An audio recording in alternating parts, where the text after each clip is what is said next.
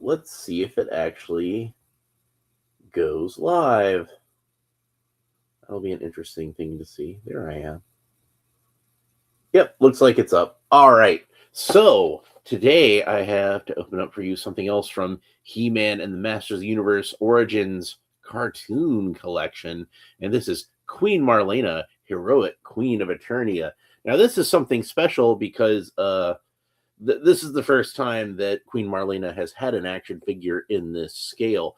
They did one for the Masters of the Universe Classics line, which I have that one. I wound up getting her secondhand.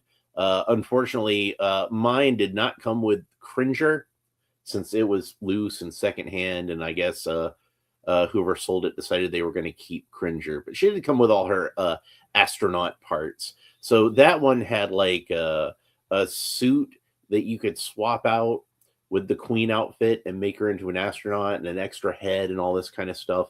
This one has a little more simple version of that. She just comes with a helmet. And you can see her on the back. It says put on space helmet. It shows her putting on her space helmet. And there she is holding her space helmet, and it says pose in powerful battle positions. I suspect this is going to be one of those things where I'm going to have to take her hair off to get the space helmet to fit on properly. And unfortunately, this is, I think, towards the end of the Filmation part of cartoon collection. Hopefully we'll get more in the future, but I think they're starting to get to the point where they've done at least most of the characters they would really want to do. And, they might get into like doing some, really obscure characters if they kept going, like, Count Marzo or somebody. Makaleth, I think was the guy's name, the architect, or not architect, archaeologist. Sorry. But yeah, you can see here the cross-cell artwork on the back only has two characters, which is Queen Marlena and King Randor, which, of course, I opened up King Randor a while back. For whatever reason, she came out much later than him. Her and King Randor and Panther Man were all supposed to come out at the same time, and they didn't. Modernizing and celebrating the original 80s Masters of the Universe animated series as seen on the Rainbow Warrior. And you see here where she's looking at her old spacesuit and looks like she's having a flashback to when she crash landed on Eternia. Now that was shown in the episode Teela's Quest. That was where we first saw that. But the Rainbow Warrior had the Queen showing off some of her piloting skills and things like that. That's a really good episode if you're a Queen Marlena fan.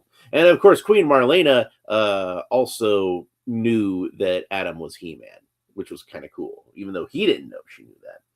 I like Queen Marlena quite a bit. In fact, I made my own figure of her, but I was hoping that Mattel would make a cartoon accurate version of her. So I made mine more of a battle armor version, 3D printed the head, and mostly this was Becky Lynch from the Masters of the WWE universe, because I had one that I was able to get for cheap a while back. But then when I saw the Turtles of Grayskull Teela, I thought that the armor would be really cool for my version of Queen Marlena. So that's a little more battle ready version. That's one that I made that I thought would go really well with this version of King Randor. That was my intention with that. So, but this one is supposed to go with this version of King Randor. So we'll see both of them put together in a little bit. Look at this, says 80s Adventures at the top. And like King Randor, she has the more Masters of the Universe style packaging. You see with the black background, not the She-Ra type packaging with the this one's on here good. The She-Ra packaging had Hordak looming over the castle in the background, and the more sort of reddish orangish backdrop as opposed to the blue. But I guess they wanted these to match more with the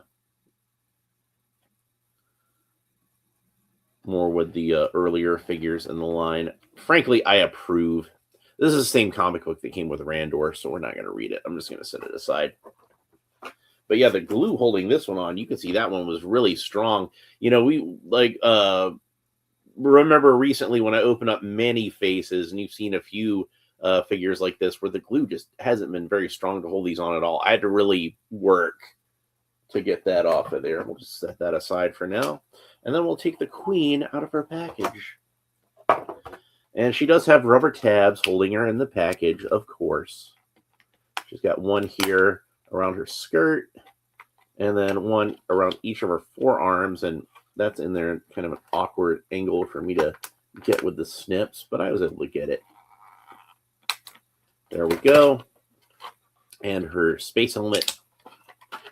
Get that out. And it's got that little bit of a gap underneath the visor, which, again, as we saw in the back of the packaging, I'll show you again, is that's how it was drawn in the cartoon. So I guess it was just supposed to be a visor that protected her eyes, not her whole face. So it's not supposed to be like a space helmet like that would protect you in the atmosphere. It's more like the helmet she'd wear just as a pilot, I guess. All right, so it says to put the space helmet on her, but I suspected, because I have an understanding of physics, that that wasn't going to fit over her hair, which is why I suspect you're actually supposed to remove her hair, and then you get like a creepy bald head with lots of holes and stuff in it. She's got a little peg that's supposed to hold that on. This hair does stay on fairly firmly. It's not going to fall off or anything, so that's good. I did have to put like some slight effort into pulling that off. And the helmet itself, a little hair or something stuck on there. You can see it's got a peg and a groove that should hold that on, just like the peg and the groove that are on the inside of the hair. So we can pop that on like so. And make sure that gets on there right. So there she is with the space helmet. And of course, since this is an Origins figure, the skirt is removable. We saw that on the illustration on the back. So she can, be a little more action ready with some pants. And I'm thinking probably that this shirt piece, the blouse, I guess you'd call it, I'm thinking that should come off too. But it's probably going to take a little bit of effort because it looks like you're going to have to kind of stretch it over the torso. So it might be the sort of thing where like you might want to apply some heat to this if you wanted to take it off. But you don't have to take it off. It doesn't look like, it doesn't interfere with the helmet too much, I don't think. But I'm not going to take it off right now. But I do want you to see that it is molded in that green plastic underneath.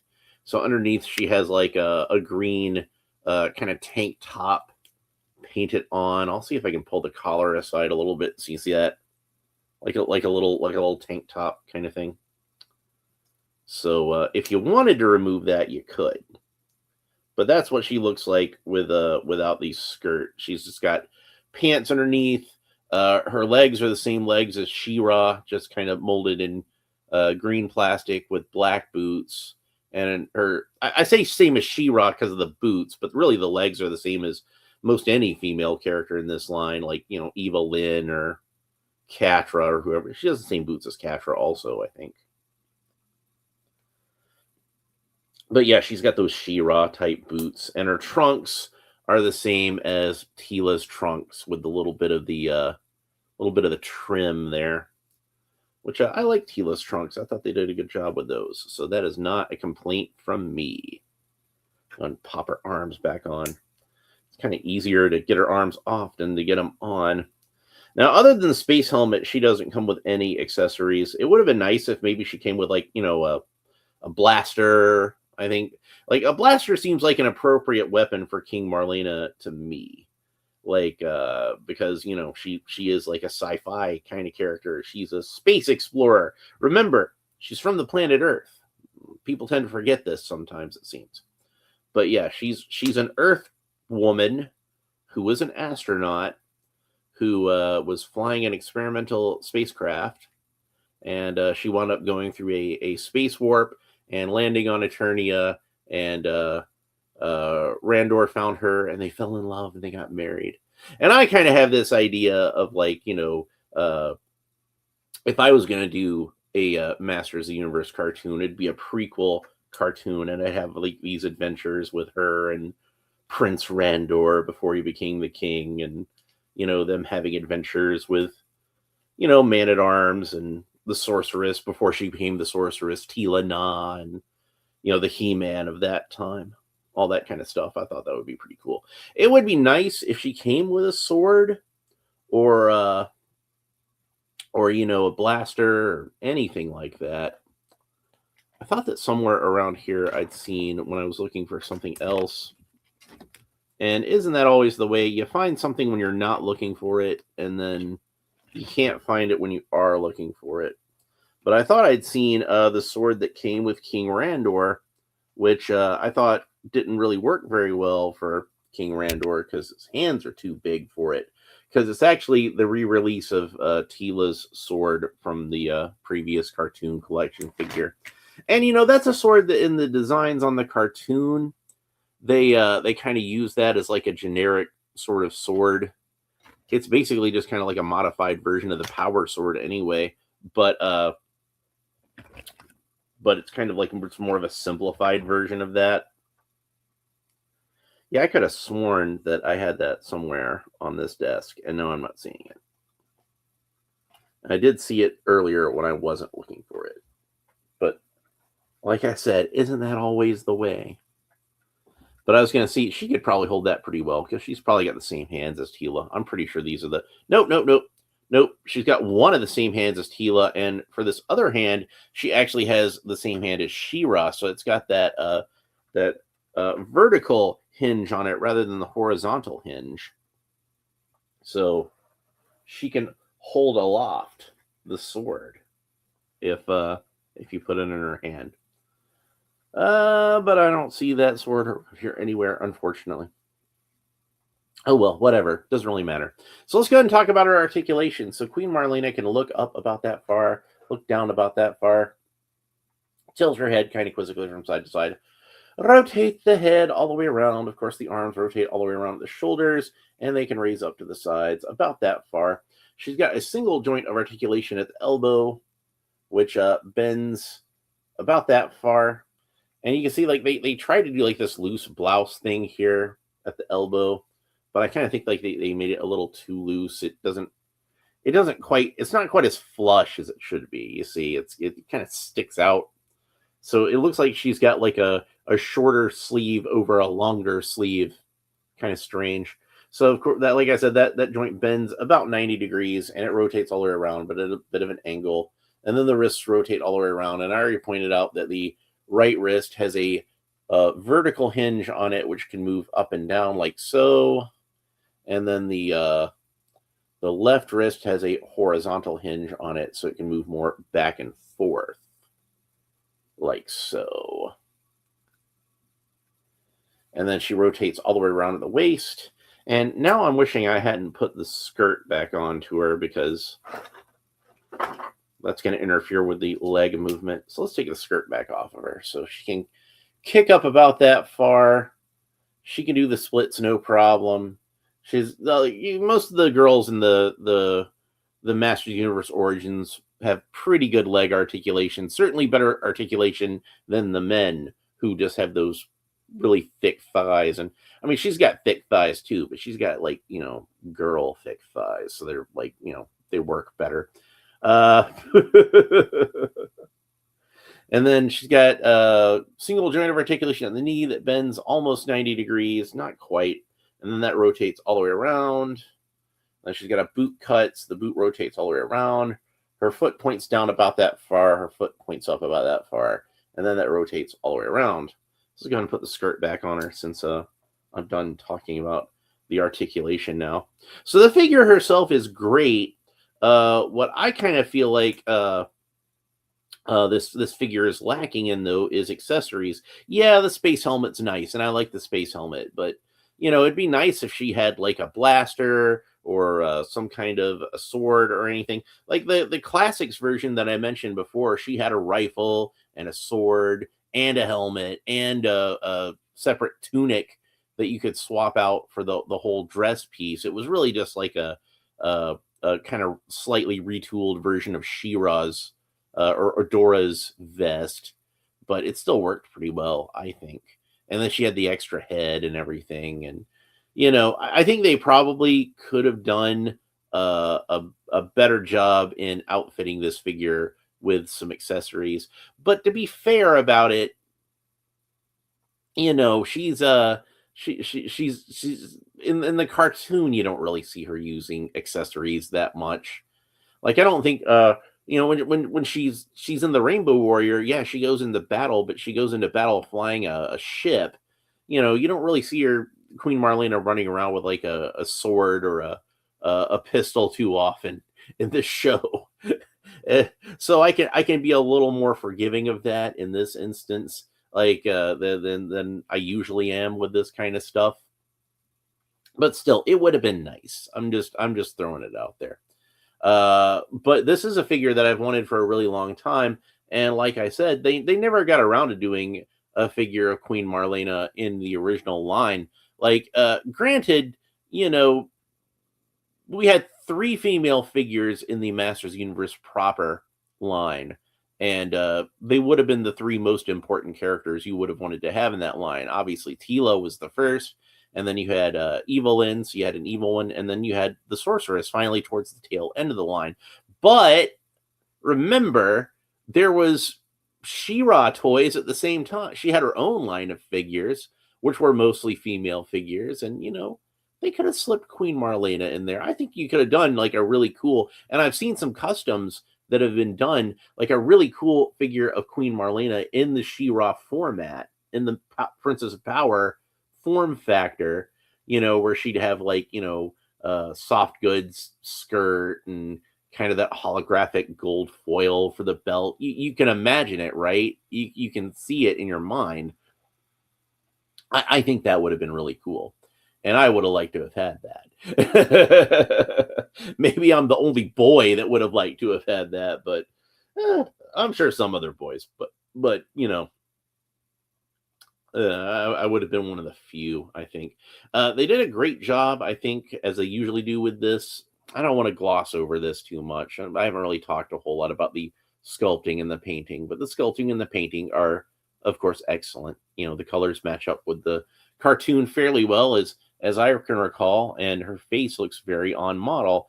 They did a really good job with this figure as far as making her look older than, say, Tila, I think. Like, she's got a little bit more cheekbone to her. And but at the same time, she doesn't look like bad. Like a lot of the times, like they'll make a figure like that look too old when they're trying to do it. I kind of feel like they hit the right happy medium there, where she looks like she's an older character but still looks very very attractive. So the only problem I have with the sculpting, like I said, is the elbows are kind of weird, but that's not the end of the world. I think it still looks nice. So a figure that is long overdue, and she'd be a good one that I'm about to sneeze. Damn. She'd be a good one, I think, that